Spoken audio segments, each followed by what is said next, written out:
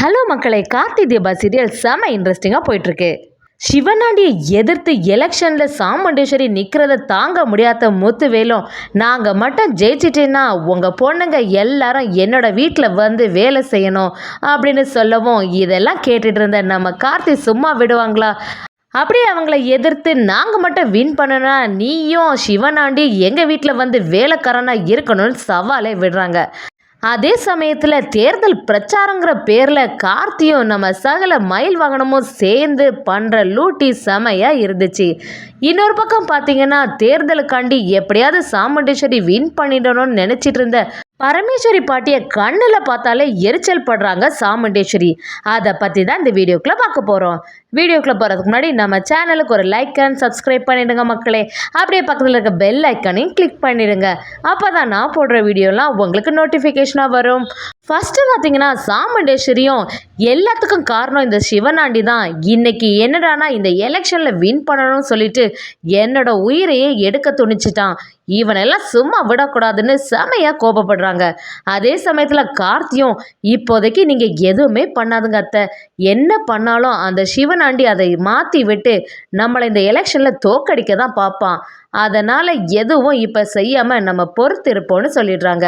அதை கேட்டு சாமுண்டேஸ்வரி கொஞ்சம் அமைதியாகிடுறாங்க. அதே சமயத்தில் பரமேஸ்வரி பாட்டியும் சாமுண்டேஸ்வரி கிட்ட வந்து, நீ பஞ்சாயத்து எலெக்ஷனில் நிற்க போகிறேன்னு தெரிஞ்சுது, அதனால தான் எப்படியாவது நீ தான் வின் பண்ணணும்னு சொல்லிட்டு சாமி கும்பிட்டுட்டு வரேன், இந்த பிரசாதத்தை எடுத்துக்கோன்னு சொல்கிறாங்க. இதெல்லாம் பார்த்துட்டு இருந்த சாமுண்டேஸ்வரி சும்மாவே அவங்க மேலே பயங்கர கோபப்படுவாங்க. அதான் கும்பாபிஷேகம் எல்லாம் முடிஞ்சதில்ல, அப்புறமா எதுக்கு இங்கே வந்துட்டுருக்க, தேவையில்லாமல் என்னோட விஷயத்தில் தலையிடாத, நீ வந்தாலே எனக்கு பிடிக்காதுன்னு தெரியும்ல, இனிமே இங்கே வராதுன்னு பயங்கரமாக சத்தம் போட ஆரம்பிச்சிடுறாங்க. சந்திராவை இதாண்டா சான்ஸு சொல்லிட்டு பாட்டியை திட்டவும், எப்போவுமே அமைதியாக இருந்துகிட்ருக்கா ராஜராஜனும் சந்திராவை அப்படியே வெளுத்து வாங்கிடுறாங்க. எவ்வளோ தைரியம் இருக்கணும் சந்திரா, உங்கள் அக்கா தான் அப்படி பேசுகிறானா, என் அம்மாவை என் கண்ணு முன்னாடியே நீ இப்படி சொல்கிற, இதெல்லாம் கொஞ்சமே நியாயம் இல்லை. அவங்க வயசுக்காவது கொஞ்சமாவது மரியாதை கொடுக்காண்டாமா, இந்த மாதிரிலாம் பண்ணாத அப்படின்னு திட்டி விட்டுறாங்க. பாட்டியை ரொம்பவே வருத்தத்தில் இருக்காங்க. சாமுண்டேஸ்வரியும், எதுக்கு இப்போ எல்லாரும் வேடிக்கை பார்த்துட்டு ரூமுக்குள்ளே எல்லாரும் போங்க அப்படின்னு சத்தமாக போடுறாங்க. அது மட்டும் இல்லாமல், சரி மாப்பிள்ள வாங்க நம்ம கோயிலுக்கு போகலான்னு சொல்லிட்டு கார்த்தியும் கூட்டிகிட்டு போயிடுறாங்க. பாட்டியும் கார்த்திகிட்ட பயங்கரமாக ஃபீல் பண்ணுறாங்க. ஒரு வழியாக கார்த்தியும் சாமுண்டேஸ்வரியும் கோவிலுக்கு போகிறாங்க. அங்கே கரெக்டாக சாமுண்டேஸ்வரி என்டர் ஆகும்போது வெளியிலேருந்து முத்துவேலு சிவனாண்டியும் வராங்க. அப்படியே சாமுண்டேஸ்வரியை பார்த்துட்டு, என்ன சாமி கும்பிட்டுட்டு அப்படியே தலைவர் ஆகிடலான்னு நினைக்கிறியா, என்னைக்கா இருந்தாலும் நான் தான் தலைவராக போகிறேன், வீணா எதுக்கு இந்த எலெக்ஷனில் நீ நிற்கிறேன்னு சொல்லி சவால் விட்ட மாதிரி பேசுகிறாங்க. இதெல்லாம் கேட்டுட்டு கார்த்தியும் கொஞ்ச நேரம் அமைதியாகவே இருக்காங்க. அதே சமயத்தில் முத்துவேலு சும்மா இருக்க மாதிரி இல்லை. என்ன சாமுண்டேஸ்வரி, எப்படி நீ எலெக்ஷனில் தோக்க தான் போகிறேன்னு அசால்ட்டாக பேசுகிறாங்க.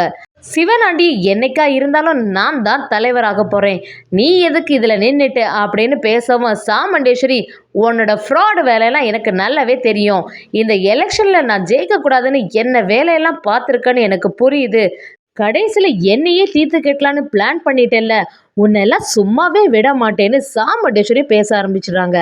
அதெல்லாம் கேட்டுட்டு இருந்த முத்துவேலும், நாங்கள் மட்டும் எலெக்ஷனில் வின் பண்ணிட்டோன்னா உன்னையெல்லாம் சும்மாவே விட மாட்டோம், எப்படி இருந்தாலும் நான் சொல்கிறபடி தான் நீங்கள்லாம் கேட்குற மாதிரி வந்துடும், அது மட்டும் இல்லாமல் உன்னோட வீட்டில் உள்ள 4 பொண்ணுங்களும் எங்கள் வீட்டுக்கு வந்து வீட்டு வேலைகள்லாம் செய்ய ஆரம்பிச்சிடணும் அப்படின்னு சவால் விடுற மாதிரி பேசுகிறாங்க.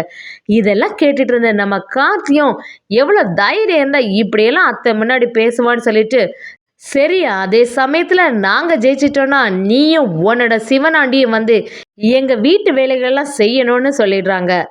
இப்படி ஒரு பக்கம் சவால் பேட்டுட்டு இருக்கும்போதே சிவனாண்டியும், என்ன நடந்தாலும் சரி எப்படியாவது இந்த சாமுண்டேஸ்வரியை தோக்கடிச்சிடணும், அதுக்கு நிறைய செலவாகும், எப்படியாவது இந்த பணத்தையும் ரெடி பண்ணிடணும்னு நினைக்கிறாங்க.